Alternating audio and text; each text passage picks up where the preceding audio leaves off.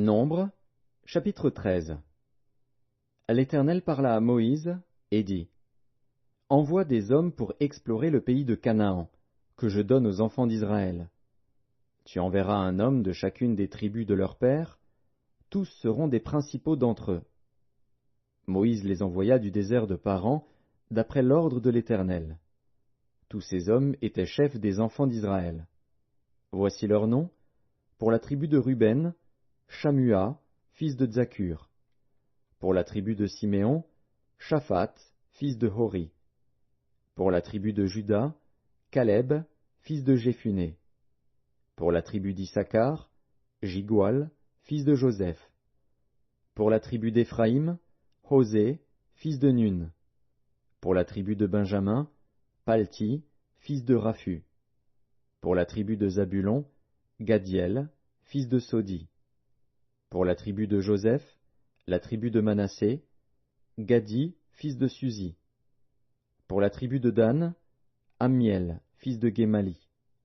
Pour la tribu d'Azer, Sétur, fils de Mikaël. Pour la tribu de Nephtali, Nakbi, fils de Vopshi. Pour la tribu de Gad, Géwel, fils de Maki. Tels sont les noms des hommes que Moïse envoya pour explorer le pays. Moïse donna à Osée, fils de Nun, le nom de Josué. Moïse les envoya pour explorer le pays de Canaan. Il leur dit, Montez ici, par le midi, et vous monterez sur la montagne. Vous verrez le pays, ce qu'il est, et le peuple qui l'habite, s'il est fort ou faible, s'il est en petit ou en grand nombre. Ce qu'est le pays où il habite, s'il est bon ou mauvais.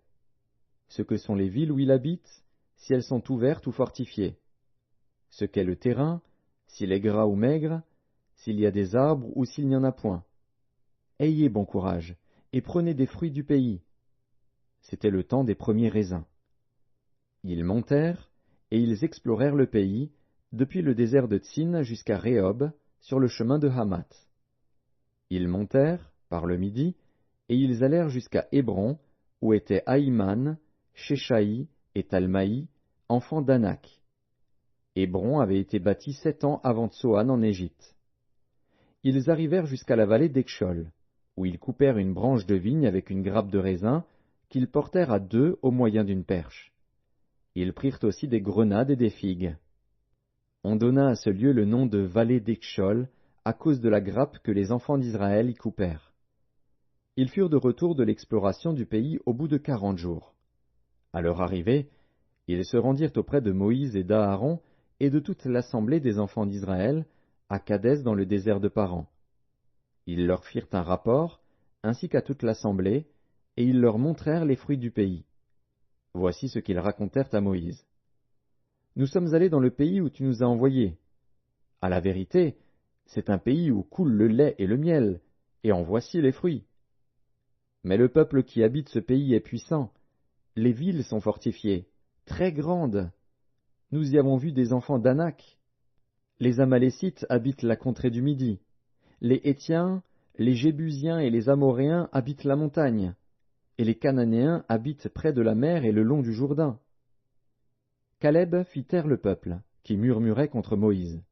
Il dit, Montons, emparons-nous du pays, nous y serons vainqueurs. Mais les hommes qui y étaient allés avec lui dirent, Nous ne pouvons pas monter contre ce peuple, car il est plus fort que nous. Et ils décrièrent devant les enfants d'Israël le pays qu'ils avaient exploré. Ils dirent, Le pays que nous avons parcouru, pour l'explorer, est un pays qui dévore ses habitants. Tous ceux que nous y avons vus sont des hommes d'une haute taille. Et nous y avons vu les géants, enfants d'Anak, de la race des géants. Nous étions à nos yeux et aux leurs comme des sauterelles.